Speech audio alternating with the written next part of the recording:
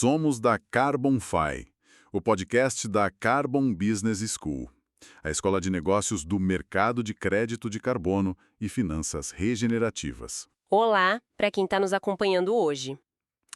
Hoje a nossa inteligência interna acendeu um alerta vermelho bem sério nos terminais. Bem vermelho. Exato. A nossa análise de hoje vai mergulhar num dossiê que, olha, à primeira vista parece roteiro de filme de espionagem. Sim, total. Mas a verdade é que isso está ditando o fluxo de trilhões de dólares na economia real agora mesmo. Estamos falando da chamada Armada Fantasma na costa da China. E, claro, do iminente colapso do petróleo sancionado. Isso. E, para começar a desempacotar isso, acho que a gente precisa ver o contraste de perspectivas. O que é fascinante aqui é justamente essa assimetria de visão. Porque se pensarmos num operador financeiro clássico... Aquele trader focado na tela, né? Exato. Ele olha por essa situação e a leitura costuma ser bem rasa. Ele vê centenas de navios-tanque velhos, sem seguro, navegando com rastreadores desligados e carregando petróleo sancionado. E o que ele enxerga? Só uma coisa: uma oportunidade de arbitragem. Para ele, é só um jogo de gato e rato focado na diferença de preço contra o barril de Brent. É um instinto de comprar barato para ganhar no spread, mas a nossa lente aqui é outra. Com certeza, através da lente do risco fiduciário e climático, isso não é uma esperteza de mercado, é uma verdadeira bomba relógio ambiental. Bom, então vamos jogar a grande pergunta na mesa para guiar a nossa imersão de hoje? Vamos lá. Como uma cadeia de suprimentos global tenta manter seus lucros baseada num oceano de petróleo altamente poluente e secreto, bem na década em que rastrear o carbono é questão de vida ou morte para as empresas? É uma contradição insustentável. E para entender isso, precisamos olhar para a anatomia dessa armada fantasma primeiro. Certo. O dossiê traz uma imagem assustadora. São centenas de navios no fim da vida útil, navegando às cegas. Navegando totalmente fora do radar. Os transponders, que são os rastreadores, ficam completamente desligados. E o pior é o que eles queimam nos motores, né? O bunker fuel Sim, o bunker fuel. É um combustível marítimo de péssima qualidade. é quase um resíduo grosso de refinaria, muito sujo. Exatamente. O problema central é que essa frota gigantesca opera totalmente à margem dos sistemas modernos de cap and trade. Vamos traduzir isso rapidinho para nossa audiência? O Cap and Trade é aquele sistema regulado como europeu, o ETS, onde existe um limite de emissão de carbono, um cap, e se a empresa emite menos, ela pode vender a diferença, o trade. Se emite mais, tem que pagar. Mas essa frota não paga nada. Eles não participam desse mercado.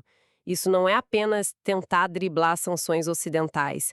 É um ataque direto às NDCs. As contribuições nacionalmente determinadas, as metas do Acordo de Paris. Exato. É um rombo na contabilidade climática global. É como tentar esconder fumaça numa sala de vidro. Perfeita analogia. Uma hora todo mundo vai ver. E é aí que o dossiê entra na segunda parte, que é o efeito dominó. A infecção da cadeia de suprimentos. Isso, porque esse petróleo chega na China. E o que acontece lá? A China refina esse petróleo barato e sancionado, e aí injeta essa sujeira de carbono em praticamente todos os produtos manufaturados que ela exporta para o mundo. Desde um componente de aço até um painel solar. Tudo carregado de energia fóssil barata e opaca. E como isso afeta uma empresa ocidental? Quero convidar quem nos ouve para entrar na sala de máquinas da mecânica financeira agora. Ótimo! Vamos olhar para os modelos de fluxo de caixa descontado. O famoso DCF. O DCF projeta o valor futuro da empresa. Sim. E nesses modelos, esse petróleo fantasma se torna uma âncora colossal para o valuation da empresa. Porque a conta vai chegar no porto europeu. Vai chegar através do CBAM, o Mecanismo de Ajuste de Fronteira de Carbono da Europa. Aqui a coisa fica séria. Como o CBAM atua nesse produto manufaturado asiático? Quando o produto bate na fronteira, os auditores europeus não vão olhar só para o produto em si.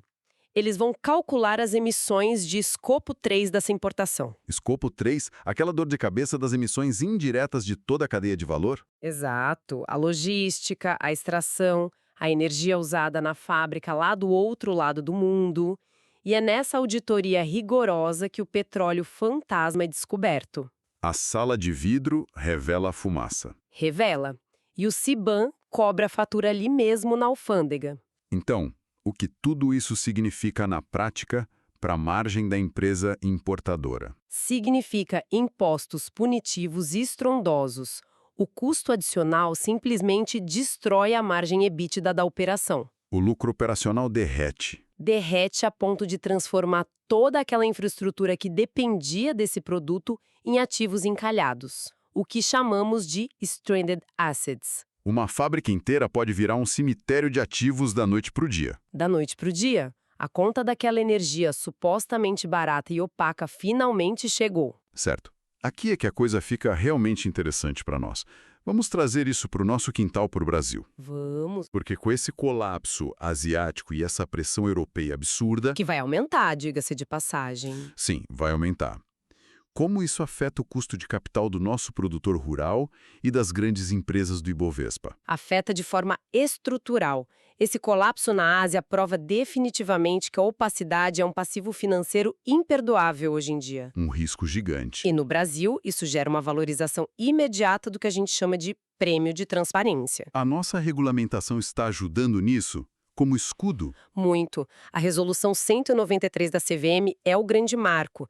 Ela está alinhada aos padrões globais do ISSB. O Conselho Internacional de Padrões de Sustentabilidade. Isso. A CVM agora obriga as companhias de capital aberto a relatarem rigorosamente suas emissões. E não só o escopo 1 e 2. O escopo 3 também entra na jogada? O escopo 3 entra com força, tem que auditar e reportar. E usando os exemplos que as fontes trouxeram, imagina gigantes como a Vale, a Suzano ou os grandes players do agronegócio. Se essas empresas usassem frotas ineficientes ou essas rotas obscuras para mandar produto para a China ou Europa, O que aconteceria com o capital delas? o custo de capital no Ibovespa iria às alturas. Imediatamente. O dinheiro foge. Foge. Os investidores institucionais estrangeiros fugiriam pelo risco de sanções secundárias. O Brasil precisa provar que a nossa commodity cruza o oceano com um balanço carbônico imaculado. E aqui a gente entra na seção mais tática da nossa análise. Se conectarmos isso com um cenário global mais amplo, a Faria Lima está de olho nisso. Está não só de olho, como operando um movimento sísmico do capital. Explica isso melhor. Pense que existem trilhões de dólares fugindo desse risco asiático opaco. Esse dinheiro precisa ir para algum lugar. E ele busca ativos reais, transparentes e descarbonizados. Uma arbitragem regulatória. Exato. A Faria Lima entende esse fluxo institucional perfeitamente. Eles sabem como monetizar essa transparência. Como eles estruturam isso? Quais são as ferramentas financeiras verdes que estão criando para atrair esse capital? Eles estão estruturando produtos sofisticados. Por exemplo, FDICs verdes. Que são os fundos de investimento em direitos creditórios. Sim. E também CRs, os certificados de recebíveis do agronegócio. Mas a grande diferença é que eles são atrelados a métricas irrefutáveis de eficiência logística. O dinheiro é carimbado. Carimbado com lastro ambiental.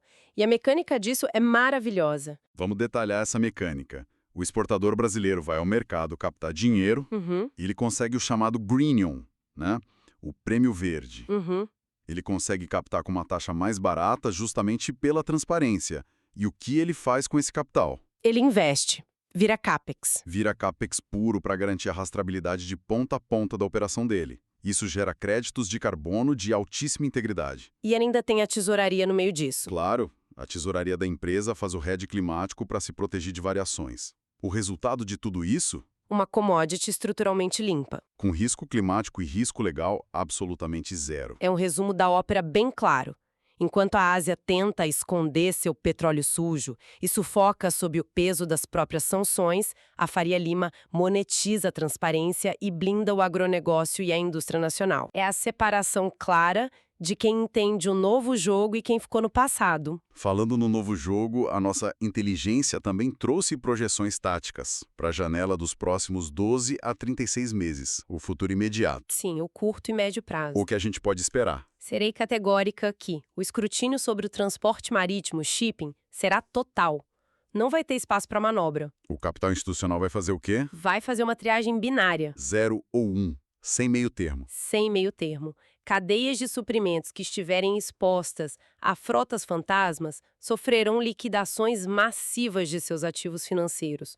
Os fundos vão desovar esses papéis. E por outro lado? Jurisdições que operam à luz do dia, que têm matrizes renováveis, como o Brasil, O Brasil atrai esse fluxo? atrairá um influxo histórico de investimento estrangeiro direto.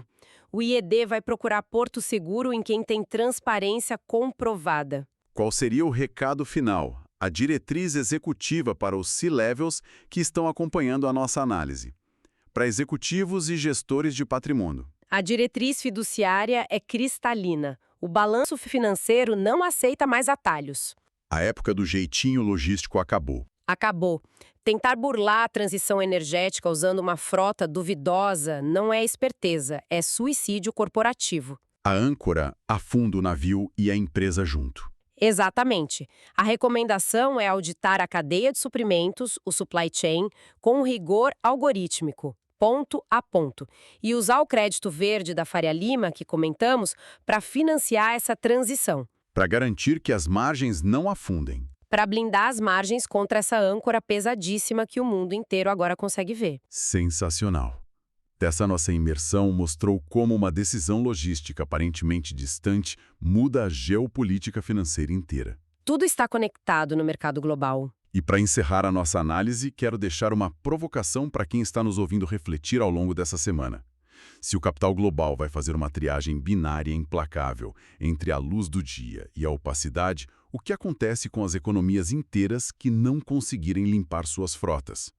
Estaremos caminhando para uma cisão global onde um mercado sombra, isolado, negociará apenas entre si, preso a uma frota de navios fantasmas que o resto do mundo simplesmente se recusa a atracar? E para mais conteúdo sobre o mercado de crédito de carbono, siga a Carbonfy para se manter sempre atualizado.